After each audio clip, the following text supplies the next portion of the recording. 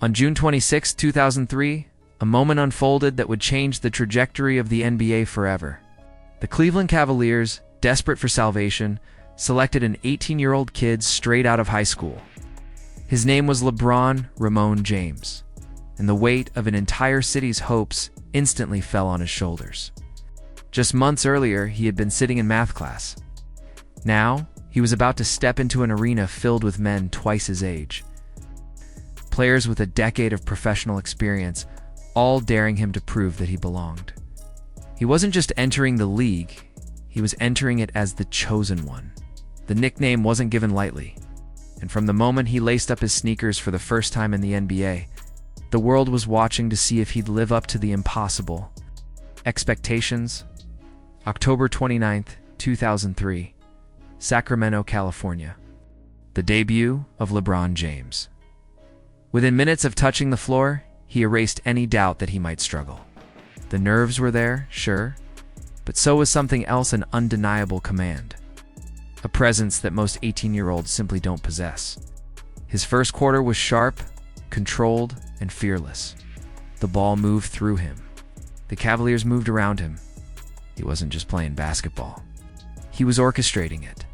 But while his leadership and charisma shined through, the harsh reality of the NBA came crashing in. Sacramento's veterans, more seasoned and battle-tested, spoiled the night, handing LeBron his first loss. Yet the story wasn't about the scoreboard. It was about the revelation. The kid was real. The very next night in Phoenix, LeBron kept coming. Passing lanes opened, and his court vision sparkled. He wasn't just scoring. He was distributing, creating opportunities out of nothing and making doubters swallow their words.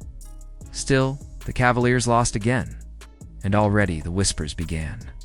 Could a teenager, even one this gifted, drag a broken franchise back to relevance?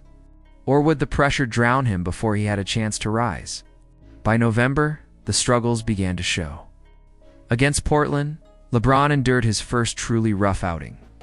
Shots clanged, the rhythm was gone, and for the first time, he looked human. But soon after came the matchup the world circled on its calendar. LeBron James versus Michael Jordan. The king in waiting against the legend of legends. Even if Jordan was wearing a Wizards uniform in the twilight of his career, the comparisons had been relentless from the moment James was crowned the chosen one. And now, here they were, face to face. LeBron attacked with everything he had, passes threaded through defenders. Dazzling drives to the rim, bold decisions, but the Cavaliers still faltered. Cleveland sat at 1-5, and the pressure only grew heavier inside the Cavaliers' locker room. The tension was beginning to boil. Ricky Davis, fresh off a season where he averaged over 20 points and thrived as the team's focal point, couldn't adjust to the new reality. "I was the focus before," he told reporters, a statement that revealed more than frustration, it revealed conflict. He wasn't ready to hand the keys to a teenager. And as Cleveland kept losing, Davis's bitterness erupted on the court, boiling into suspensions and fractures within the team. For LeBron, this was more than just basketball. He wasn't just learning to survive in the NBA. He was learning how to lead men who didn't want to be led. Then came November 29th, 2003.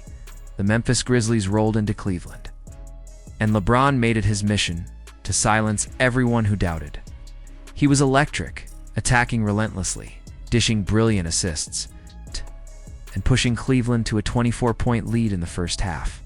But the Cavaliers stubbornly began to ignore their young star late in the game. The lead evaporated. The Grizzlies clawed back. LeBron's own attempts to close slipped away, and suddenly, the Cavaliers found themselves in overtime.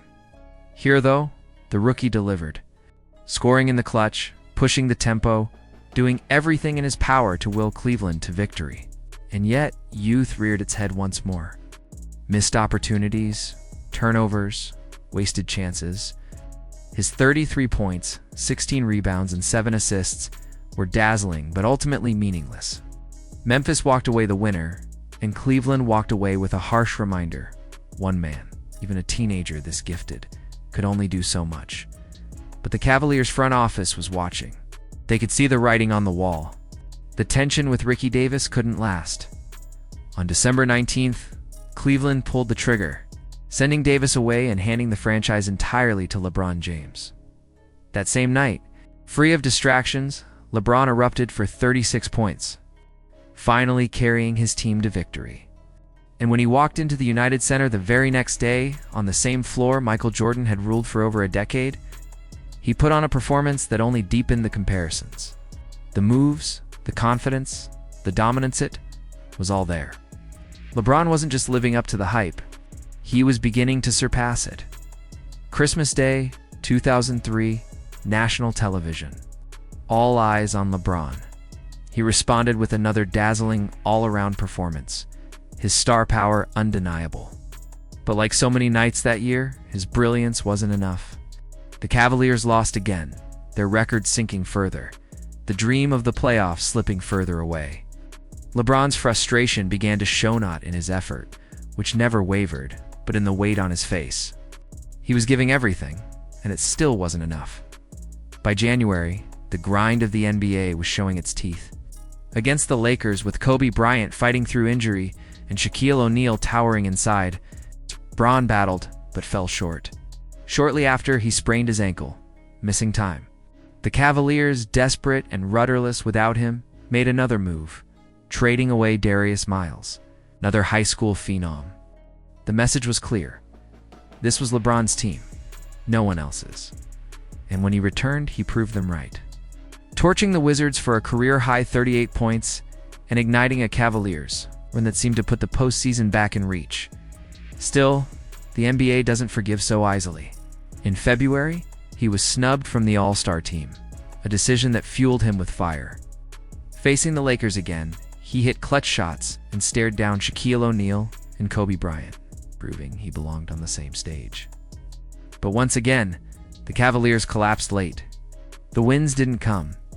As the season entered its final stretch, LeBron took his game to new heights. He dropped 41 points on the Nets, carrying Cleveland in ways no rookie should ever have to. Night after night, he filled the box score with scoring, rebounds, assists, and steals, doing everything humanly possible to keep the Cavaliers alive. But the truth was undeniable. His teammates weren't enough. The franchise wasn't ready. And no matter how much he clawed, how many records he shattered, the Cavaliers fell short of the playoffs. When the dust settled, LeBron James walked away as the NBA's Rookie of the Year. He averaged 20.9 points, 5.5 rebounds, and 5.9 assists per game as a teenager. Numbers that weren't supposed to be possible for someone fresh out of high school. But more than stats, it was the aura, the charisma, the way he carried himself as if he belonged from the very first dribble.